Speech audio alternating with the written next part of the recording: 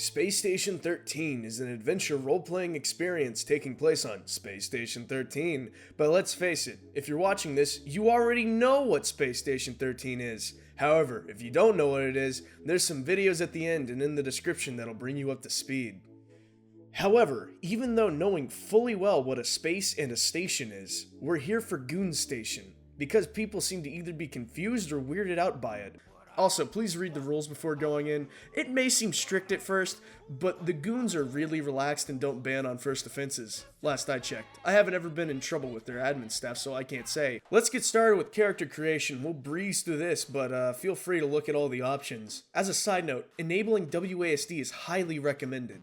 Here you can change your name, give your character traits, pick your job, and what sound your holes make. I recommend taking the time to make your characters. You've got a lot of options to work with. And yes, you can make a bearded lady if you want. WASD walks. If you don't know what directions these go in, you're not ready for Space Station 13. Go play something else. If WASD is not working, then hit Tab as that toggles hotkey mode. If that still isn't working, you might have switched to the AZERTY or TG code layout, in which case, you're on your own, cunt. If you see something you want, click on it with the left mouse button to pick it up. However, myself and many others don't trust you with holding these things just yet, so hit Q to drop whatever it is you're holding. You can also click your pockets or backpack to put away whatever it is you just grabbed.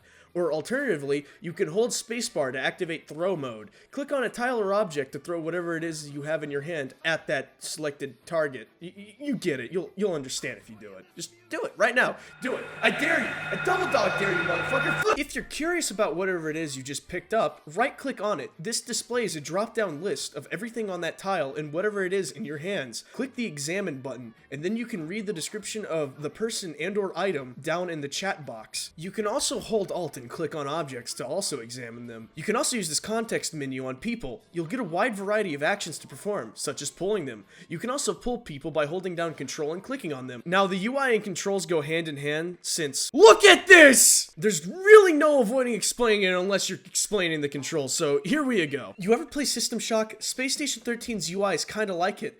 Hell, a lot of Space Station 13 is like a pre-GLaDOS System Shock MMO. So before you have a panic attack like I did at the sight of all these buttons, take a deep breath with me.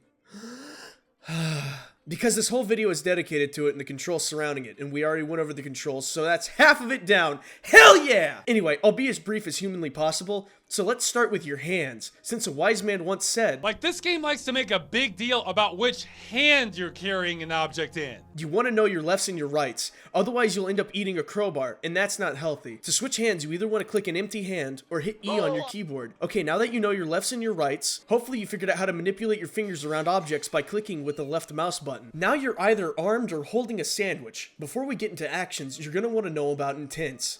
Hitting the 1 key will activate help mode, where you will shake and perform CPR to your fellow man. This is what you normally have active. Using the help key, you can click on yourself to eat things. If you have a nice frosty beverage or some piping hot food, you can click on yourself to, well, help yourself. If you do not, click yourself anyway. Something is bound to come of it. Hitting the 2 key will activate disarm mode. This mode is used for slapping objects out of people's hands, as well as pushing them over. Hitting the 3 key will activate grab mode. Use this intent to give people varying degrees of cuddles. At the start, you'll just cuddle them lightly. If you click the button in your hand with the same selected hand, you'll cuddle them harder. If you click the button again, you'll start cuddling them around the neck with your hands.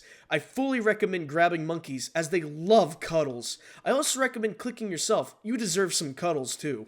Hitting the 4 key will activate harm mode. This is self-explanatory. If you click on people, you'll human harm them. This will also activate limb removal mode when you're performing surgery. Click on yourself to feel like an idiot! Alright, we're done with intents. Let's just power through this shit because I'm tired and I want to go to bed before Black Friday. This top bar is for your clothing items. All of them.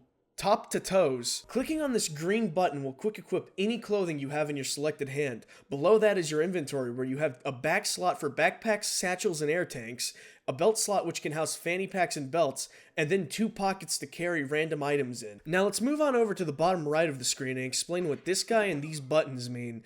The little white guy with his buddies Righty R and Yo Boy L are your targeting system. So when you click on people, you can bop them upside the head or try and break their kneecaps. On other servers, it can get even more specific by going for the eyes or the no-no region, but the goons like to keep this bit simple, so you can only target arms, legs, chests, and heads. This button shows whether you're walking or running. You can click it to cycle between the two modes. Clicking resist has many uses, mainly to break out of handcuffs or get out of grabs. Spam clicking it will not get you out of grabs or handcuffs faster. As a matter of fact, it will delay you getting out of it as you're restarting the timer to escape said handcuffs and or grabs. Similar to the run button, this shows whether you're laying down or standing up. If you click it, you can cycle between standing upright or going belly up. Finally is the pull button. This will highlight if you're pulling something. If it is highlighted, you can click it to stop pulling. There are also these two buttons. The top one with the man throwing an arrow is the throw button. The bottom one with the man dropping an arrow is the drop button. Now we're in the last part of this mess of a UI. If you look up in the top right, you'll see your health, your temperature, and your stamina. For your health, green means good, and the redder it gets, the deader you gets. Stamina shows how much energy you have left.